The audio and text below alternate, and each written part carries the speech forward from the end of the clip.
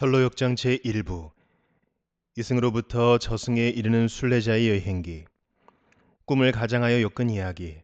순례자를 발견하는 장소, 그의 출발 광경, 위험한 여행, 그리고 소망하는 나라에 안착하는 광경. 작자 존 버니언. 내가 비유를 사용했노라. 호세아 12장 10절. 꿈의 비유에 쓴 순례자의 편력. 이 세상 사막지대를 헤매고 있었던 나는 한 곳에 굴이 있는 것을 발견하고 그리로 들어가 잠을 자려고 했다. 자는 동안 나는 꿈을 꾸었다. 꿈속에서 나는 한 사나이를 보았다.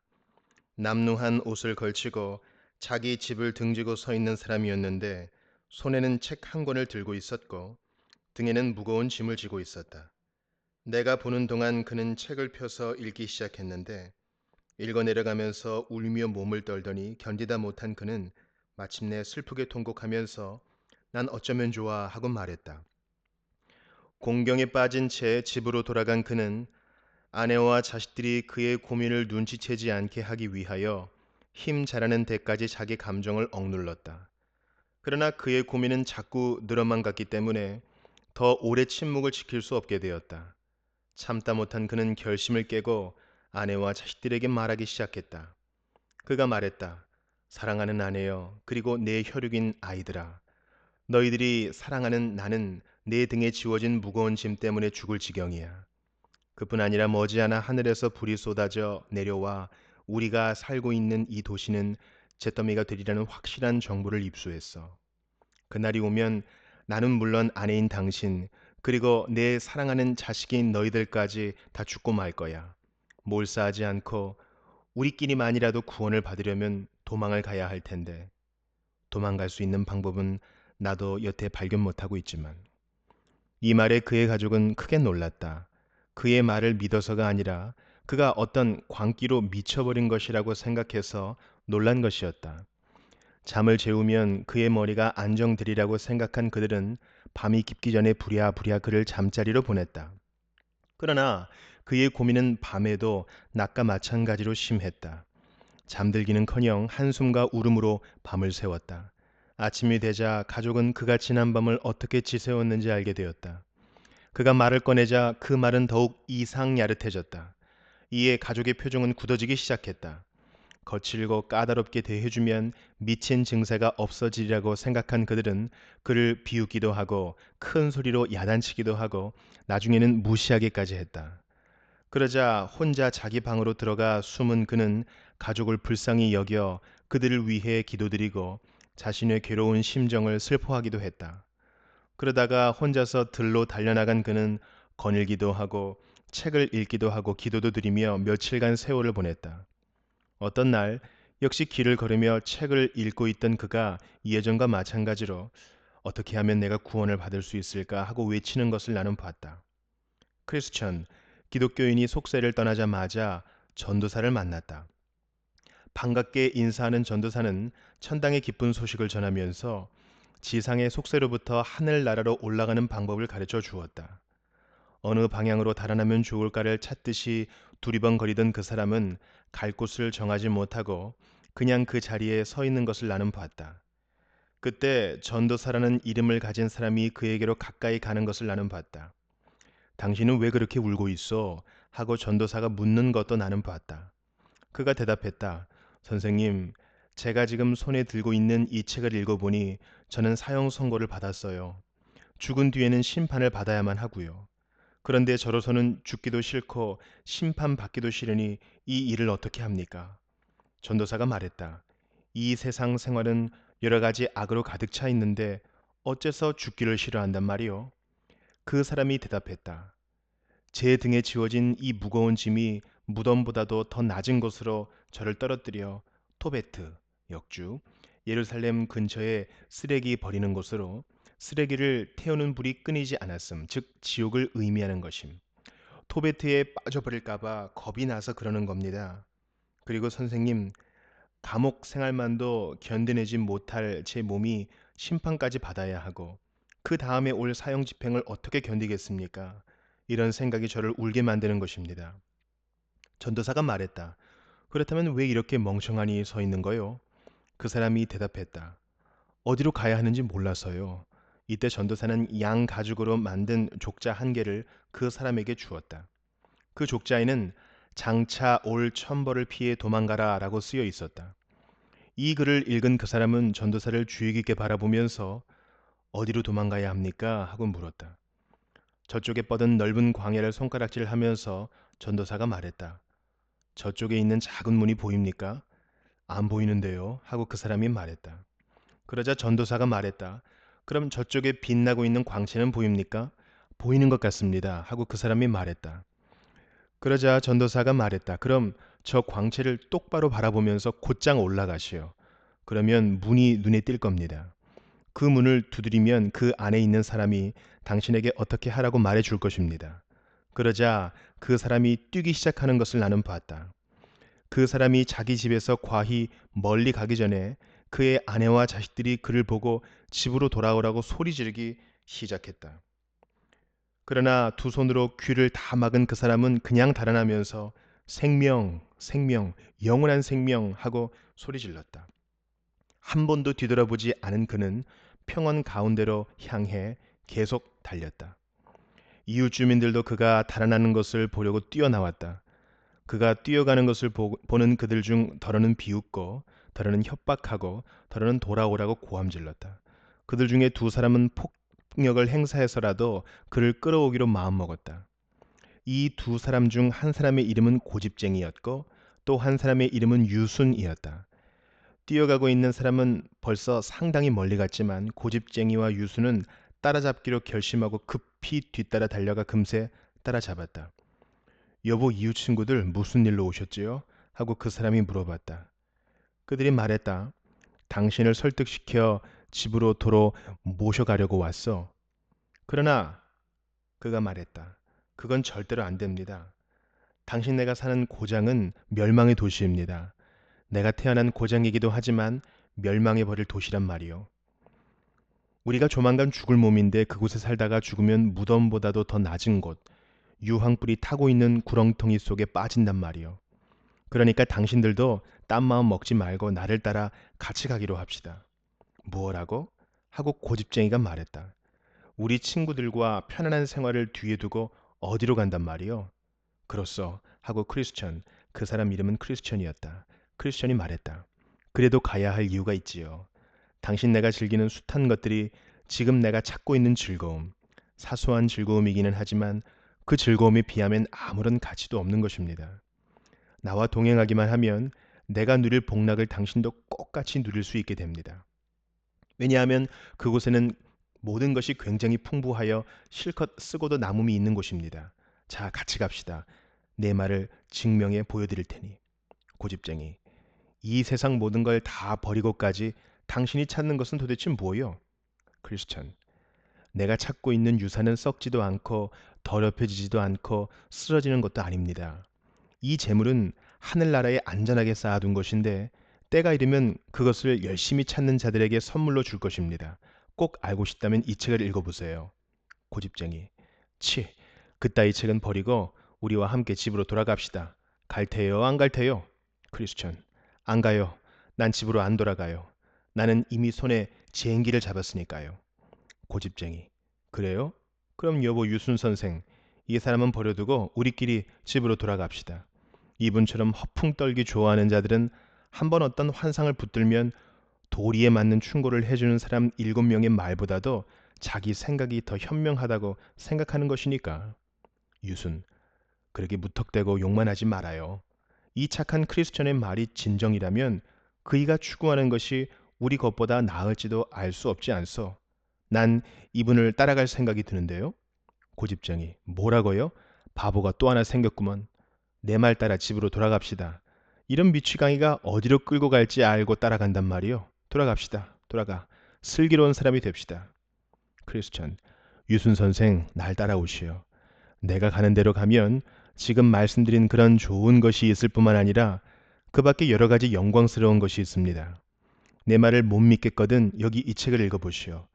이 책에 기록된 진리가 진리를 만드신 주님의 피로 증명되어 있는 것을 발견하게 될 거예요. 유순, 글쎄요, 여보, 고집쟁이 선생, 나는 요령을 얻기 시작했어요.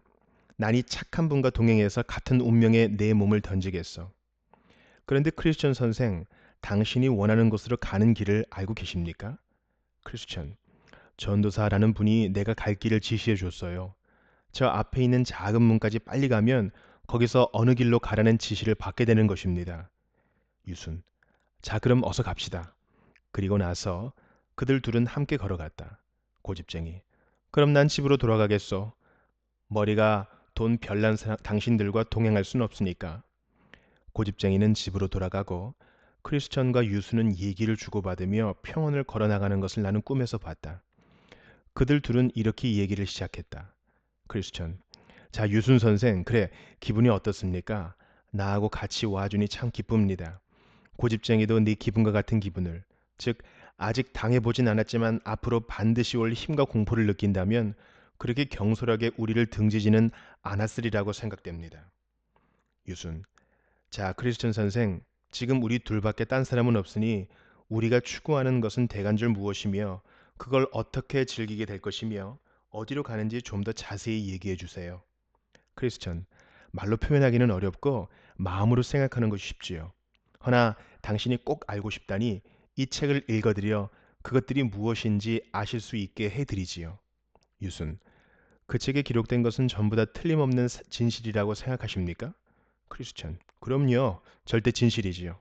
왜냐하면 거짓말을 절대로 안 하시는 하나님의 말씀이 기록되어 있는 책이니까요. 유순, 말씀 잘하셨습니다. 그럼 무엇이 기록되어 있습니까? 크리스천, 끝없는 왕국이 있고 영원한 생명을 우리에게 주시는 하나님께서 우리가 그 왕국에 영원토록 살게 해주십니다. 유순, 좋은 말씀입니다. 또 그 밖에는? 크리스천, 영광스러운 왕관이 우리 머리에 씌워질 것이요. 창공에 뜬 태양빛처럼 빛나는 골룡포를 우리 몸에 입혀주어 우리 몸은 햇빛처럼 빛날 것입니다. 유순, 정말 기분 좋은 일이군요. 그 밖에는 또 무엇이? 크리스천, 그곳에 가서 살게 되면 우리는 다신 울지도 않고 슬프지도 않을 겁니다.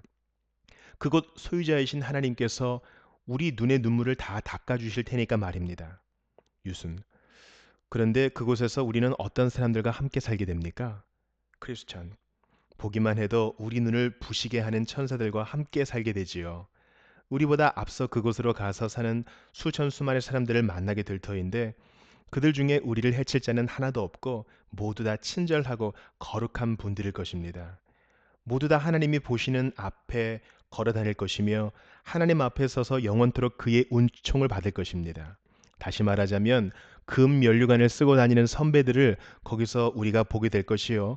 금 검은 고를 타고 있는 거룩한 동정녀들을 보게 될 것이며 그곳 주인이신 하나님을 믿고 사랑했기 때문에 속세에서 몸이 갈갈이 찢기고 불에 타 죽고 야수들에게 물려 죽고 바다에 빠져 죽은 사람들이 온전한 몸을 도로 찾아 영원 불멸의 옷을 입고 사는 모습을 보게 될 것입니다. 유순, 말만 들어도 가슴이 흐뭇하군요. 하지만 그런 모든 것을 정말 즐길 수 있게 될까요? 우리가 어떻게 그런 자리에 참여할 수가 있을까요? 크리스천, 그 나라 지배자이신 하나님께서 이 책에 기록해 놨어요. 요점만 말하자면 우리가 진정으로 바라기만 하면 그는 아무런 조건도 없이 우리에게 하사하신다는 말씀입니다. 유순, 참 즐겁게 한이 없습니다. 자, 우리 발걸음을 빨리 합시다. 크리스찬, 내 등에 지워진 이 무거운 짐 때문에 마음대로 빨리 걸을 수가 없어요. 그들이 얘기를 끝낼 때 평야 중심지에 있는 진흙 수렁에 아주 가까이까지 가 있는 것을 나는 꿈속에서 보았다. 수렁이 있는 줄 알 턱이 없는 그들은 무심코 걸어가다가 둘 다 그 늪에 퐁당 빠졌다. 이 수렁의 이름은 절망이었다. 온몸이 진흙투성이가 된 그들은 한동안 수렁 위에서 뒹굴고 있었다. 등에 무거운 짐을 진 크리스천은 수렁 속으로 빠져들어가기 시작했다. 유순, 아 크리스천 선생, 지금 우리가 어디 있는 거요? 크리스천, 바로 말하자면 나도 모르겠어. 이 말에 기분이 상하기 시작한 유수는 골란 목소리로 동행자에게 대들었다. 여태까지 말해준 소위 행복스러운 곳이라는 게 바로 이런 곳이요? 처음부터 이런 고생을 하게 됐으니 목적지에 도달할 때까지 어떤 고생이 있을지 알 수 없는 일이 아니요? 내가 여기서 목숨을 구해낼 수 있다면 당신 혼자 그 좋은 나라로 가 차지하시오. 한두 번 필사적으로 몸을 솟구친 그는 바로 자기 집 옆쪽에 면한 수렁 밖으로 몸을 빼냈다. 그는 집으로 가버리고 크리스천은 그의 모습을 다시 보지 못했다. 수렁 속에 혼자 남은 크리스천은 진흙 속에서 뒹굴면서 자기 집 쪽에서는 멀고 작은 문 가까운 땅 위로 기어 오르려고 애를 썼다. 작은 문 쪽으로 뒹굴어 가기는 했으나 등에 진 짐 때문에 수렁을 빠져나오지는 못했다. 이때 나는 꿈속에서 어떤 사람이 크리스천 곁으로 오고 있는 것을 보았다. 이 사람의 이름은 도움인데 도움이 크리스천에게 그런 데서 뭘 하고 있느냐 하고 물어보는 것이었다. 크리스천, 선생님, 장차 파멸될 이 세상에서 도망가려고 하면 이 길로 나아가 저쪽 문까지 가야 한다고 전도사라는 분이 알려주어 제가 이 길로 가던 도중 어쩌다가 이 수렁에 그만 빠졌지요? 도움, 왜 길을 잘 살펴보지 않고 마구 걸어왔소? 크리스천, 겁에 쫓겨 마구 달리다가 그만 이 꼴이 됐습니다. 손을 이리 내미시오. 하고 도움이 말하자 크리스천이 손을 내밀었다. 손을 붙잡아 크리스천을 마른 땅 위에 끌어올려준 도움은 어서 여행을 계속하라고 일렀다.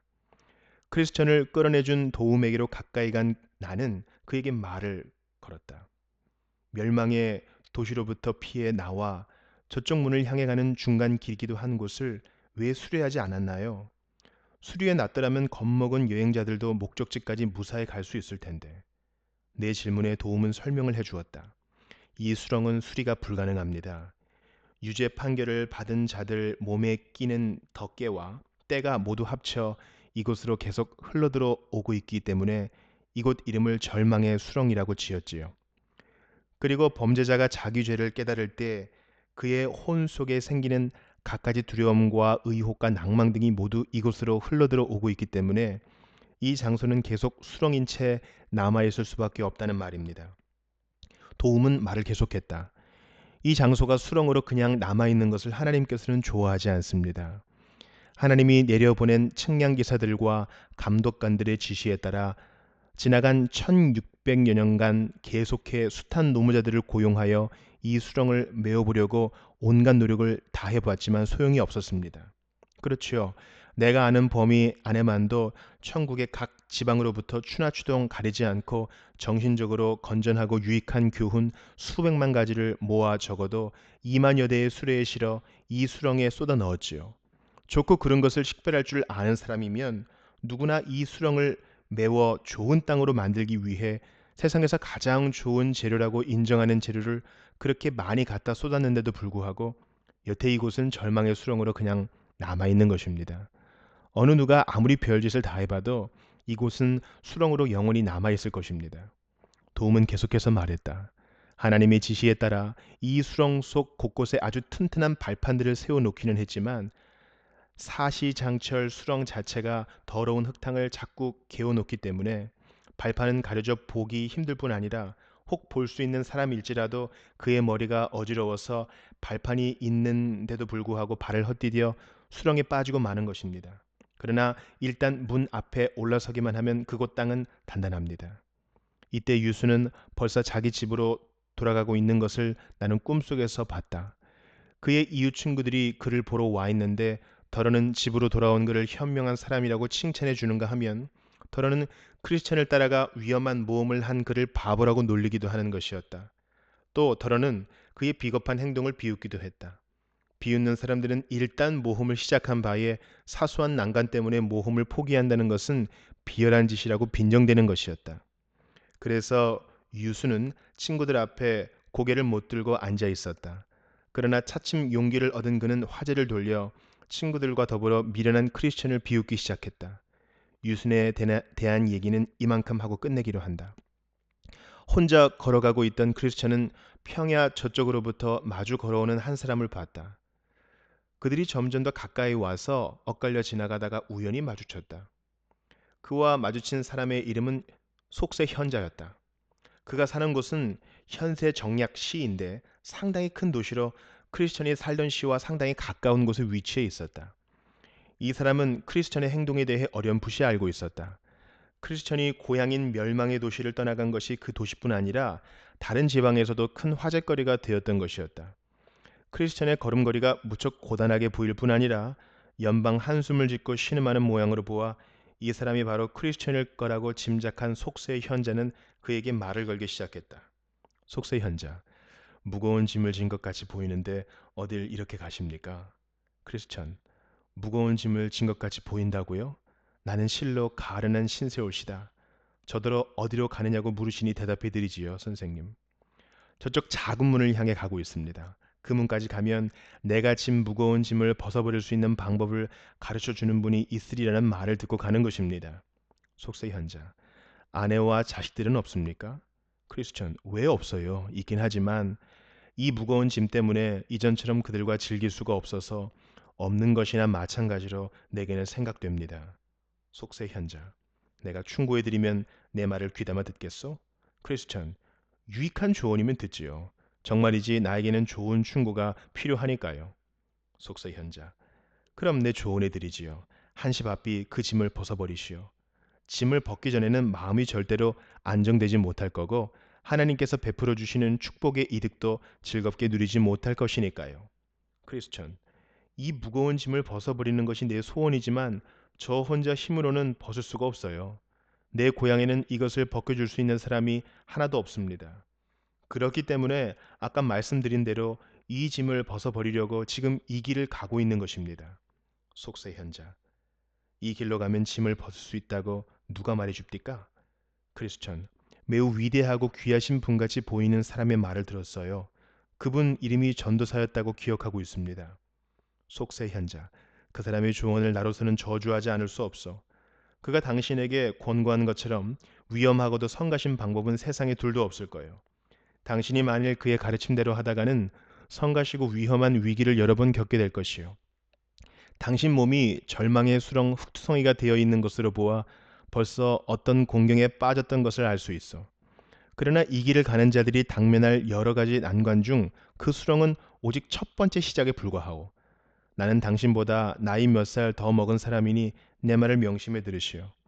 이 길을 그냥 따라가다가는 실증, 고통, 굶주림, 위험, 헐벗음, 칼, 여러 마리의 사자들과 용들, 암흑 등을 만나게 될 거요. 줄여 말하자면 죽음, 또 그 밖에 여러 가지 재난을 만난다는 말이요. 그런 고난에 당면하는 건 여러 사람의 증언으로 이미 사실로 증명되어 있어요. 더구나 낯선 처음 보는 사람의 말을 고지 듣고 자기 운명을 아무데나 함부로 던질 필요가 어디 있어? 크리스천. 아닙니다, 선생님. 지금 말씀하신 그런 모든 위험과 곤란보다도 내 등에 지워진 이 짐이 내게는 한결 더 무섭고 고통스러운 것입니다. 종국에 가서 이 짐을 벗을 수만 있다면 도중에 만나는 어떤 위험이나 고통도 나는 두려워하지 않아요. 속세 현자. 애초 어떻게 그 짐을 지게 됐어? 크리스천. 내 손에 들고 있는 이 책을 읽고 깨달은 것이지요. 속세 현자. 내 그럴 줄 짐작하고 있었어. 모든 연약한 인간들이 빠지는 함정에 당신도 빠진 것이 분명합니다. 자기 자신의 역량에 비해 너무나 고상한 일에 쓸데없는 걱정을 하면 벼랑간 정신 착란증에 걸리게 마련이지요. 정신 착란증은 인간성을 잃어버리게 할 뿐 아니라 정신이 혼미해져서 저도 모르는 무엇을 손에 넣어보려고 결사적인 모험을 감행하게 만들어주는 법입니다. 내가 보기에 지금 당신은 이런 무모한 짓을 하는 하나의 좋은 예입니다. 크리스천. 내가 무엇을 얻으려고 하는지를 나는 잘 알고 있습니다. 그것은 곧 내가 짊어진 무거운 짐을 가볍게 하는 일입니다. 속세 현자. 짐을 가볍게 하려 한다고 해서 뻔히 보이는 여러 가지 위험을 무릅쓰는 모험을 반드시 해야 할 이유가 어디 있습니까? 내 말을 명심해 들어주실 용의가 있으시다면 충고해 드릴 말이 있습니다. 이 길을 그냥 따라가다가는 피하지 못할 여러 가지 위험을 만나게 되겠지만 그런 위험에 봉착하지 않고도 당신 소원을 이룩할 수 있는 방법을 알려드리지요. 그렇습니다. 대책을 지금 곧 강구할 수 있습니다. 그뿐 아니라 내가 가르쳐 주는 방향으로 가시면 위험 대신 완전한 안전과 우정과 만족을 맛보리라는 것을 덧붙여 말씀드립니다. 크리스천, 선생님, 그 비결을 말씀해 주세요. 속세 현자, 저쪽을 보세요. 저기 저 촌락 도의라고 불리는 촌락에 합법이란 이름을 가진 신사한 분이 살고 계십니다. 판단력이 아주 강해 명성이 자자한 분인데 당신처럼 짐 지고 고생하는 사람들의 짐을 벗기는 기술이 절묘합니다. 그렇죠. 내가 알고 있는 경우만 보더라도 숱한 사람의 짐을 벗겨주어 착한 일을 참 많이 했지요. 그뿐 아니라 등에 지워진 짐 때문에 머리가 약간 돈 사람들의 미친 증세를 치료해 완치시키는 기술도 그는 가지고 있습니다. 그러니 그분한테로 가보도록 하시오. 가시기만 하면 금방 도움을 받으실 겁니다. 그의 집이 여기서 오리도 채 안 돼요. 혹 그이가 댁에 계시지 않거들랑 예의라는 분을 만나시오. 예의는 합법의 아드님인데 이 아들이 아버지 못지않은 기술자이니까 당신의 짐을 쉽게 벗겨줄 것입니다. 짐을 벗고 나서 고향으로 돌아가 살 생각이 없다면 아내와 자식들을 그 촌락으로 데려다 살면 됩니다. 그 촌에는 지금 비어있는 집이 많고 비싸지 않은 적당한 세를 내고 세대로 살 수 있으며 식량값이 싸기 때문에 더 행복한 생활을 할 수 있고 이웃이 모두 정직한 사람들이어서 서로 믿고 재미나게 살 수 있을 것입니다. 이때 크리스천은 잠시 망설이고 있었으나 이 사람의 말이 진정이라면 그의 충고를 좇는 것이 현명한 일이라고 생각됐다. 그래서 그는 말했다. 크리스천, 선생님, 그 정직한 분의 댁이 어디쯤에 있습니까? 속세현자, 저쪽 높은 언덕이 보입니까? 크리스천, 예, 아주 잘 보입니다. 속세현자, 저 언덕을 넘어가야 합니다. 언덕 너머 첫 집이 바로 그분의 집입니다. 그가 가고 있는 길을 버린 크리스천은 합법에게 도움을 받을 생각으로 언덕을 향해 걸어갔다. 그러나 언덕 가까이 가보니 언덕은 굉장히 높을 뿐 아니라 길이 뚫린 바로 위로 커다란 바위가 삐죽 뻗어나와 있었다. 그것을 바라본 크리스천은 그 바위 아래로 걸어가다가는 그것이 제 머리 위로 떨어지지는 않을까 겁이 나서 걸음을 멈추고 서서 어떻게 하면 좋을까 하고 궁리하게 되었다. 그런데 본디 가던 길을 버리고 이 길로 들었을 때부터 등에 지어진 짐은 이전보다 훨씬 더 무거워진 것 같이 생각되는 것이었다. 더구나 언덕 위에 불이 활활 붙는 것을 본 크리스천은 올라가다가는 불에 타 죽을 것 같은 생각에 사로잡혔다. 땀을 흘리며 그 자리에 서 있던 그는 무서워 떨기 시작했다.